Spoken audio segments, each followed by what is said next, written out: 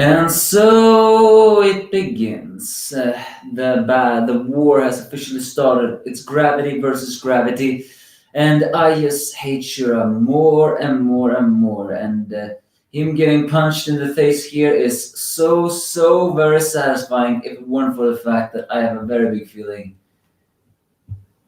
none of that will eventually matter, because well, you know how despair works. Yeah, it's me, the Angry Anime Fan of Despair Reviewer. And I'll try to breeze through this, although that's not going to go at first. The Eden Zero Chapter 141, and first of all, a color page, very reminiscing of that time when the Eden Zero crew was sitting on another table playing games or something like that. Now they're sitting at a dinner table.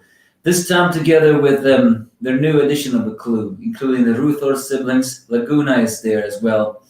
However, strangely not Couchpool.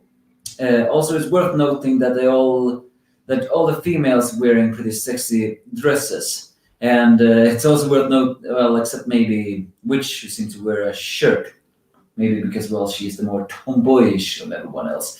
Although she is also very much the shameless fan service girl. However, it's worth noting though that Homura is blushing extremely heavily, mostly because she seems to be wearing the most gauchy dress of them all, showing the cleavage most of any other female. It also seems to imply that she has the biggest breasts of the entire female staff. Who has the smallest? Is that Klein or is it Hermit? You know what? I probably shouldn't talk about that. It can be very wrong, but still, I was just funny. Then we see another color spread of the four different factions of this war. The Eden Zero, the leader Shiki Granville, the Empire Poseidon Shura, the Rebel Alliance Goodwin, and of course Eraser, the Russian says Installer.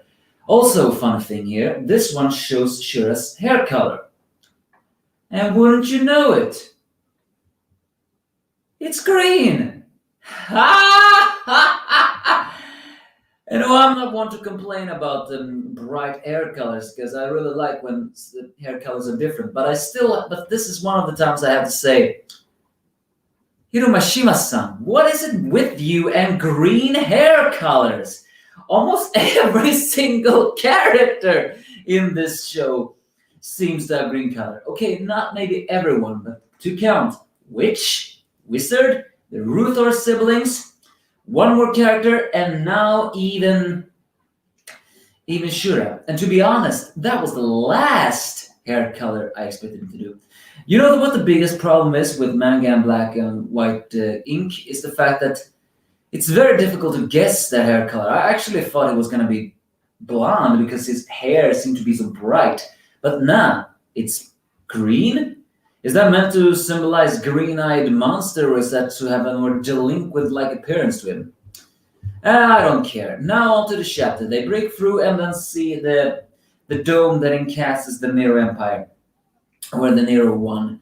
But it's also revealed that the planet they're on is the planet of ash. Similar to how Sandora was covered completely with sand, this planet is actually covered with ash, showing that it's not a paradise planet. Instead, it's a city inside of a dome that protects it from ash that can affect the human body. Although Sister is very saying that they can fix you up. That's pretty heartwarming for that. But they are not going to crash in the dome, even though Klein is a little bit eager to do that. Mostly because, according to Witch, there is ships on the infrastructure. So now they're going to create a diversion. One will stay behind and deal with ships, while another use a sneaking wanting to go inside the city, where they will shut down everything else. And here is revealed a very, well, troubling situation. I mean, in a way, it's a no duh angry, but here Sister says that they have to shut down the all-link system, because if they don't, even the Eden Zero androids will shut down. And I know what you're thinking. That's a no-brainer. They are in Aoi, and the Great Tide connects all the robots that are in Aoi. But you don't misunderstand why I am very concerned about that. I have told many times before that I have a very sneaking suspicion that Siggy is gonna win this battle. Not because I want to, but only because if you want despair, what better way to do it than that? However, this seems to imply that if he wins, the entire androids of Eden Zero will be brainwashed. And that cannot be allowed to happen. Which brings a new situation. Will Siggy really win with the all-link system? Or, I mean, if he wins and they are brainwashed, well, then that would really put a despair into the subplot. But I really hope that he does not, because that is bad enough. And then, of course, we get to the more annoying part of this situation. And what I mean annoying as a part is that the Eden Zero ship gets stopped by Shura, showing that his gravity power is so powerful that it can even stop an entire battlefield, much to everyone's despair. Except, of course, of Shiki. It pisses me off so much to see Shura being that powerful. But it does also give a hopeful statement, because that seems to imply that, yes, even Shiki will eventually gain that power. Although this also power doesn't really come as a surprise in another situation. And not in Shura, but if you all recall, Siggy destroyed Granbel with practically a couple of flicks of his wrists. So yeah, the power of Saturn's... I'm not saying that the power of Saturn's gravity is impossible stopping a ship. But the fact that Shura can stop a ship is meant to show us just how powerful his gravity really is, implying that he can eventually, or maybe even right now, destroy a planet if he wants to. And that is not a good sign, because that shows imply that he is more powerful than we all. Even the Eden Zero crew is very worried, especially her, she Hermit and everything else. But it's worth noting that the only one who is not concerned is Shiki, even saying that they shouldn't shoot him with their cannon, because he's gonna go there and confront alone. And he's showing a confident smile, but not of arrogance, but a complete that this is saving the trouble. He is completely calm and completely confident. This is not the dizzy friendship leader Shiki. No, this is the serious protecting friends Shiki, the one that is a true and good leader of Eden Zero. While everyone else panicked, even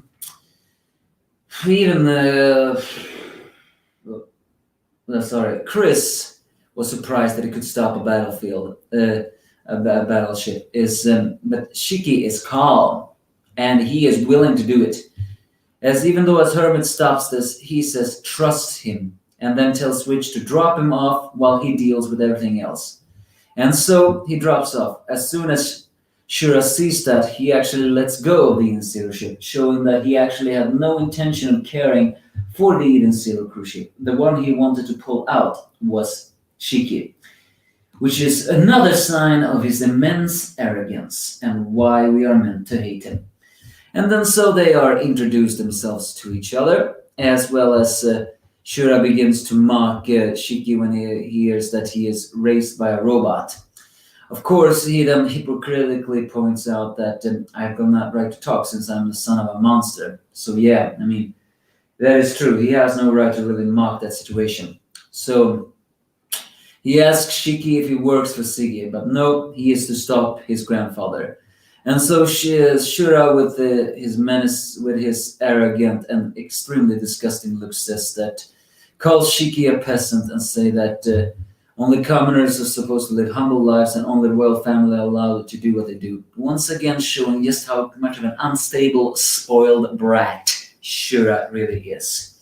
And so he intends to crush Shiki, who grabs his hand. And while at the beginning it actually looks like Shiki is the one who is being pulled down by Shura, especially since Shura is having his other hand in his pocket, while always showing his once again annoying childish glee. Suddenly, without any, I want to say answer and, reveal, it is Shura who is floating up in the air, apparently implying as soon as Shura begins to crush Shiki with the heavy gravity, Shiki somehow turned the gravity around, making its. I don't really know how gravity works, but if we're going how his power works, then it seems to imply that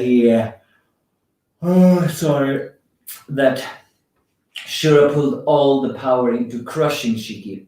So we somehow bent that power the different way, making the heavy weight into lightweight, as Shura mocked Shiki for calling him a lightweight. It's very likely that the reason why Shiki was lightweight was because he was manipulating the gravity in order to twist Shura's power back to him. So he flies up in the air and punches Shura twice. Of course, Shura, as I remember, does not like being punched, but Shiki delivers 2 punches to him, where he crashes into the ground. As Hermit suddenly realizes that while she may not have counted for exactly how powerful Shura was, she has also not counted for how powerful Shiki is. And so, as Shura silently smiles and something very strange is creaking in his neck, the fight between gravity and gravity is now fully beginning. So that's basically the chapter. Not really my high point. Again, I don't like Shura. And I'm just pointing this out. It's not because I killed myself making this video. Sorry, that was something was volume there. And I'm not saying that because he's a badly written character. No, no, no, no, no, no, no. Far from it. I don't like him because I do not like him. Okay? He is not meant to be liked. Every single action he does is bad. But yeah, Shiki versus Shura begins now. And that can both be good and bad. Mostly bad, because if despair is any occasion, then Shura will likely just play around with Shiki and then suddenly get serious and then one-shot Shiki. And then he will go to the dome, and where Shiki will actually make a comeback and then finally defeats Shura, if trends are a thing. But I hope that doesn't happen. I just hope they fight here. Shiki dominates Shura. Shura gets frustrated. He tries to use his more power. At the beginning, it looks like he actually dominating Shiki, but in the end, Shiki is the one who pulls through to once again just show that Shura is powerful, but Shiki is now more powerful. Because if you ask me, yes, Shura is very likely the arch villain of this saga. But another part of me is believing that the true final villain of this saga will actually be Poseidon Nero. Yes, Siggy is in the background, but I am still pulling my thought that I think Poseidon Nero will only show up when, Siggy will only show up when everything looks like the heroes have won. He has to further throw us into despair. But now there will be a golden week, so I'm not exactly so 100% sure if we're going to get a chapter next week. And even if we are, we're probably not going to get a chapter after that week. Spoilers release and chapter releases are extremely confusing when there's holidays. But the situation is here. The Shiki will deal with Shura. One Eden Zero crew member will sit by and deal with the ships, while another one goes inside the dome to stop the all-link system. The oceans will likely be there, so who will pilot the ship?